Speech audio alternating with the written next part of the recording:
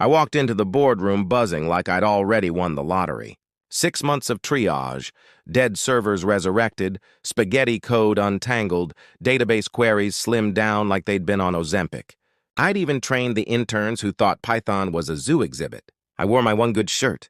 The view was cinematic. The raise? A foregone conclusion. "I'm excited for my raise," I said, grinning. My wife, also my boss because the universe loves irony, didn't look up from her artisanal latte. She chuckled.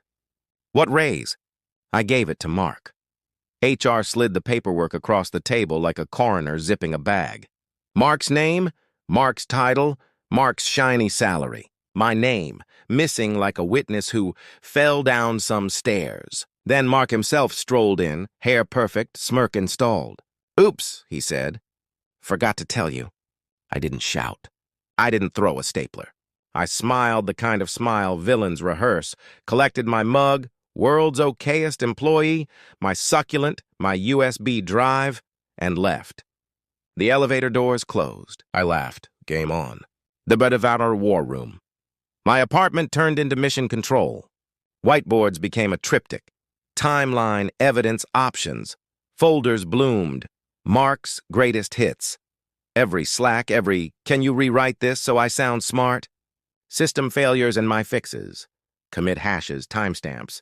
Things they don't want an audit to see. Years of "can you just" meant I had a forensic quality paper trail. And the funniest oversight? No NDA. Someone decided marriage was a gag order. Cute. I wrote an email like a scalpel. Subject, "Final chance to fix your oops." 3 paragraphs of polite devastation. Noticed documentation inconsistencies. Happy to clarify before this becomes an industry conversation. 24 hours. Sent at 9:47 a.m. on a Wednesday. Peak caffeine, pre-meeting sprawl. 3 hours later, 2 replies. From my wife. "Let's talk." From Mark. "Hey man, it wasn't personal." He added, "You might think you did more work than you actually did." Leadership, he explained, sees the bigger picture. This from a guy who once asked if HTML required a subscription. So I sent a second email to the CTO of the company sniffing around to acquire us. Subject, due diligence, code attribution documentation, helpful. Attached, a beautiful zip of truth, algorithms, optimizations, comment threads, commit histories. BCC, the lead architect, IP counsel, and a reporter who loves emerging tech talent puff pieces. Then I opened LinkedIn to watch the weather change. The sound implosion. Weather within hours, Mark's humbled-to-announce promotion post vanished. By day's end, open to work. Rumor said the acquirer's tech team asked him to explain his algorithm. He read my code comments out loud. Theater of the absurd. Audit. Emergency board meetings. HR looked seasick. The acquisition hit an ice age. My old team started accidentally running into me at coffee shops. "You broke them," Sarah from accounting whispered. "They're hiring crisis PR and retention bonuses for people actively updating their resumes." I didn't leak a word. I didn't have to. Truth is gravitational. Hadzao. The offer. 3 weeks later, a message from Mess Carlos Vega, CTO of Titan Systems. The guy other CTOs quote, "We need to talk. Your work speaks for itself. Coffee?" At the cafe, he slid a number across the table that made my former salary, Mark's package, and my wife's comp look like allowance money. "We're launching an enterprise automation division. You lead it. Full technical authority, equity, team budget. Start Monday." I signed on a wobbly table that smelled like espresso and revolution. Decker assemble the nerds. I hired fast and right. Jessica, systems architect who'd been punished for telling truth to power. Marcus, DevOps who automated himself out of a job, my kind of dangerous.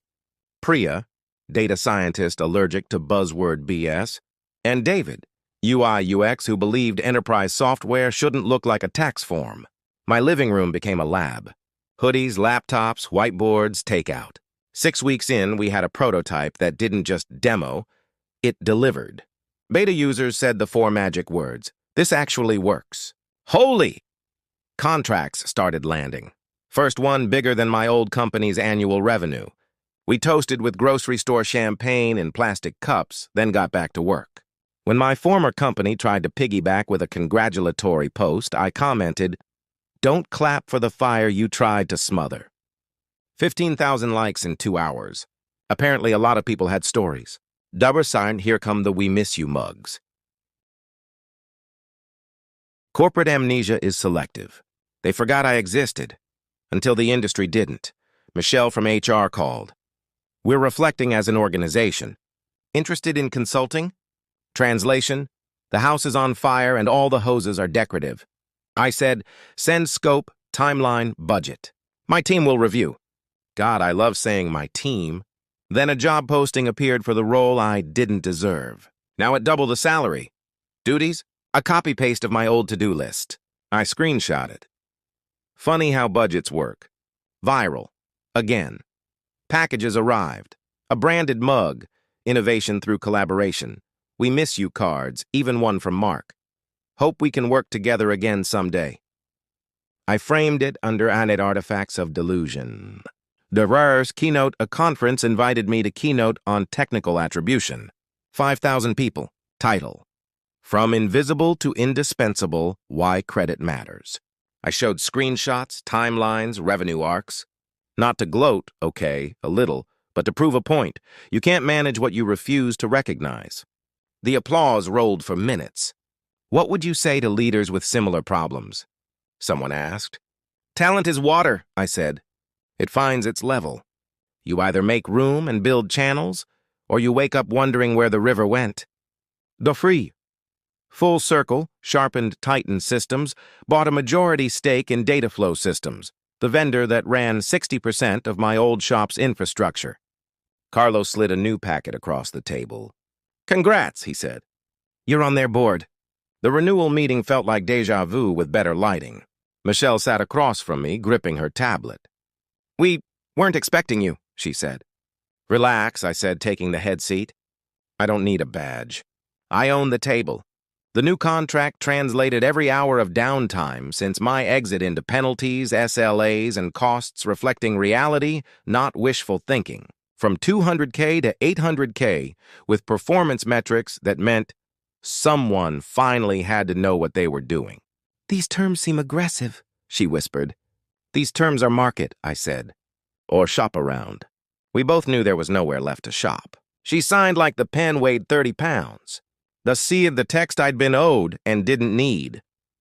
After my keynote, my inbox detonated. The crown jewel, an email from my ex-wife.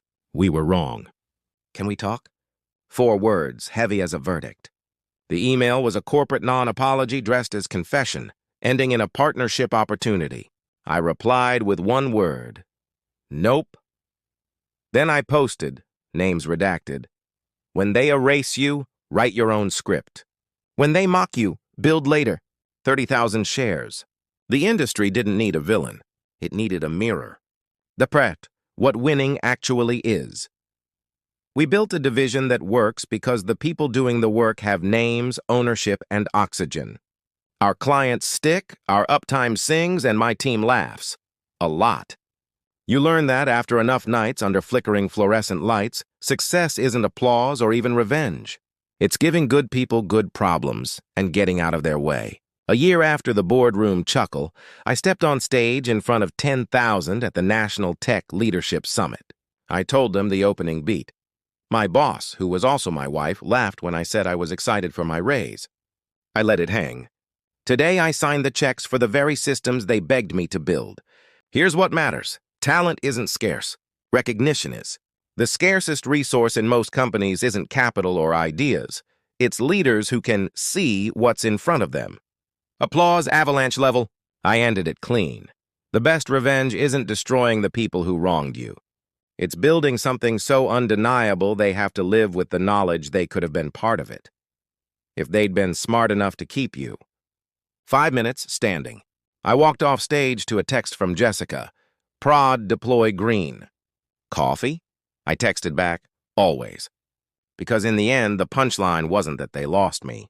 It's that we found us. And once talent finds its level, there's no going back. Thanks for watching.